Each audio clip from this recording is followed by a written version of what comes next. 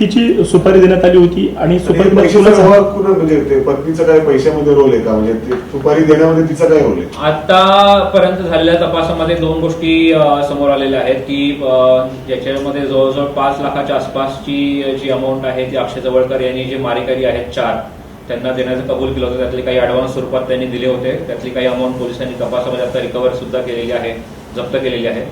आणि ही जी काही अमाऊंट आहे ही प्रामुख्याने अक्षय जवळकर यांनीच दिलेली आहे. आतापर्यंत ही अमाऊंट मध्ये देण्यामध्ये पत्नीकडनं त्यांच्या ट्रान्सफरचं तसे पुरावे अजून आलेले नाही आहेत. पुढे तपास आता PCR घेतल्यावरती होतील.